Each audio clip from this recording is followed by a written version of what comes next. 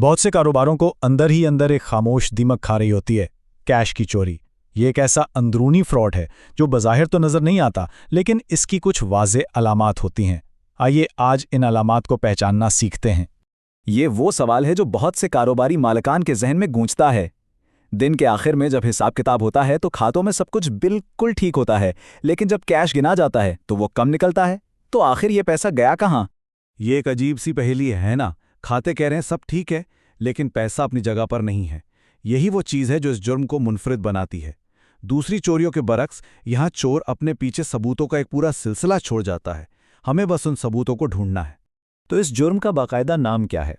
माहिरीन इसे कैश लार्सी कहते हैं, यानी नगद रकम की ऐसी चोरी जो खातों में दर्ज होने के बाद की जाए। चलें इसे ज़रा और गहराई में समझते हैं। सीधे सादे लफ्ज़ों में ये किसी मुलाजिम की तरफ से मालिक के कैश की चोरी है, लेकिन इसमें एक बहुत बहुत अहम नुक्ता है। ये चोरी उस पैसे की होती है जो पहले ही अकाउंटिंग सिस्टम में लिखा जा चुका हो। यही वो कलीदी फ़र्क है जो इसे दूसरे फ्रॉड से अलग करता है, यानी पैसा ऑन द बुक्स था जब उसे चुराया गया। अब इस जुर्म के निशानात का पीछा करने के लिए हमें एक और अहम फ़र्क समझना होगा। कैश की चोरी दो तरह से होती है और इनमें से एक का सुराग लगाना दूसरे से कहीं ज़्यादा आसान है। यहाँ दोनों किस्म की चोरी का फ़र्क बिल्कुल साफ है। लार्सी एक ऑन बुक फ्रॉड है, मतलब ट्रांजैक्शन रिकॉर्ड हो चुकी थी जिसकी वजह से सबूतों का एक सिलसिला पीछे रह जाता है। यूं समझें जैसे चोर ने कीचड़ में अपने कदमों के साफ निशान छोड़ दिए हों।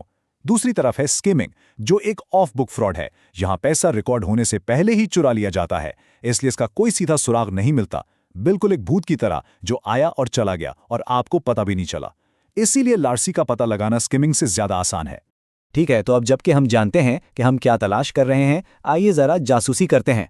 सबसे पहले हम मालियाती रिकॉर्ड्स यानी कागजी कार्रवाई में छोड़े गए निशानात को देखेंगे।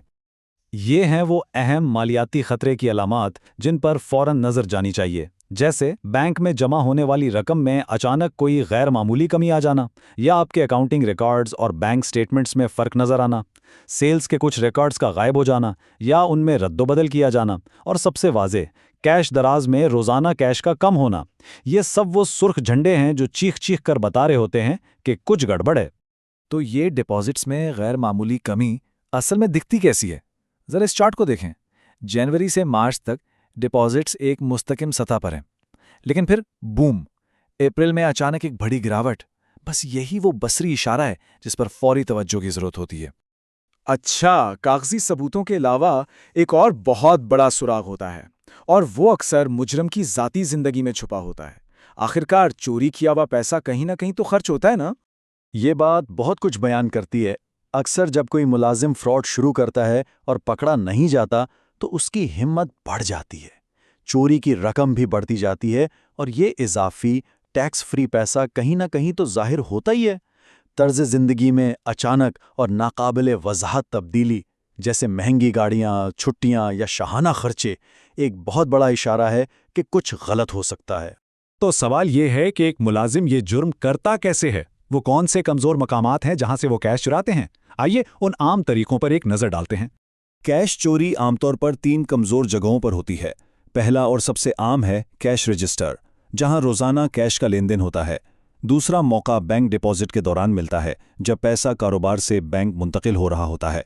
और तीसरा है दीगर वसूलियों से, जैसे कि जब कोई ग्राहक बराह रास्त अदायगी करता है और उसे रिकॉर्ड में हेर फेर करके गायब कर दिया जाता है।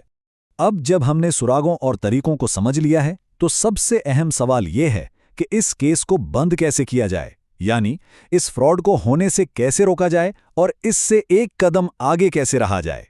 जो अदाद-ओ-शुमार हम देखने जा रहे हैं वो association of certified fraud examiners यानी ACFE की तरफ से हैं, और ये इस मसले की संगीनी को वाज़े करने के लिए एक बहुत ही मोतबर जरिया है। $75,000। जरा सोचें, ACFE के मुताबिक ये कैश लार्सी के एक केस में होने वाला औसत नुकसान है।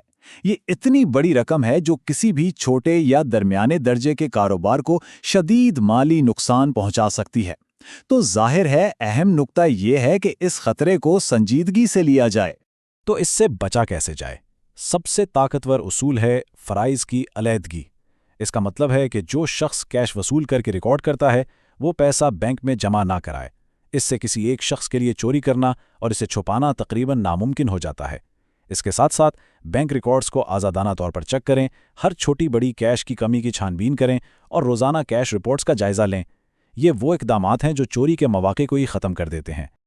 और आखिर में ये सवाल सोचने के लिए है, कहीं हमारे अपने निज़ाम में ऐसे सुराख तो नहीं मौजूद जो नज़रों के सामने हैं लेकिन उन्हें नज़रअंदाज किया जा रहा है।